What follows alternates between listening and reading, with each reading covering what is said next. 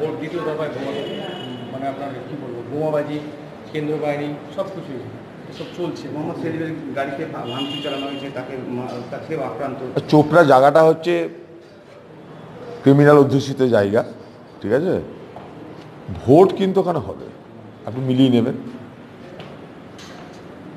আমরা যে কথাটা বলে নির্বাচন কমিশনের কাছ থেকে যেটা জানতে পেরেছি, ভোট কিন্তু হবে। এখন কেউ যদি দুটো বোম মারে, তো বোম মারা মানে তার বুথ দখল করে দেওয়া না। বোম মেরে দিল দূর থেকে কার কোনো এমপির গাড়িতে, তার মানে এটা নয় যে সেখানটায় ভোট দিতে পারবে না। পশ্চিমবঙ্গের প্রশাসন, পশ্চিমবঙ্গের তৃণমূল, পশ্চিমবঙ্গের পুলিশ, তারা তো চাইবেই যে ভোট লুট হোক, কিন্তু সেখানে কেন্দ্রীয় বাহিনীর পাশাপাশি স্থানীয় মানুষও কিন্তু প্রতিরোধে নেমেছে। স্থানীয় মানুষ যেখানে প্রতিরোধে নামবে, সঙ্গে যখন কেন্দ্রীয় বাহিনীর সহযোগিতা থাকবে, তখন ভোট হতেই হবে, হতেই হবে, হতেই হবে। ভোট দেওয়াটা শেষ হোক, পার্সেন্টেজ মিলিয়ে নেবেন।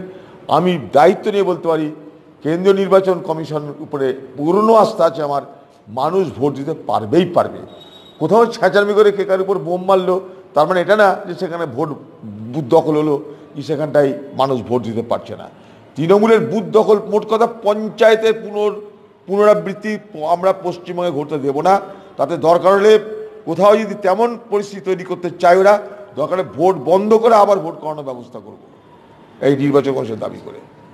ভোট পঞ্চায়েতের পুনরাবৃত্তি হবে না, যে মামু যতই বাতেলা মারুক, পঞ্চায়েত ভোটের পুনরাবৃত্তি হবে না। মানুষ ভোট দেবে, দরকার হলে মানুষ প্রতিরোধ করবে, দরকার হলে পশ্চিমবঙ্গের জনরোষের অভ্যুত্থান ঘটবে। ভোট এখানে হচ্ছে, ভোট হবে, ভোট হতেই হবে। বোমা, গুলি, বারুদ তৃণমূলের যা আছে সেগুলো রাখ তোরা, ভোট কিন্তু মানুষ দেবেই দেবে।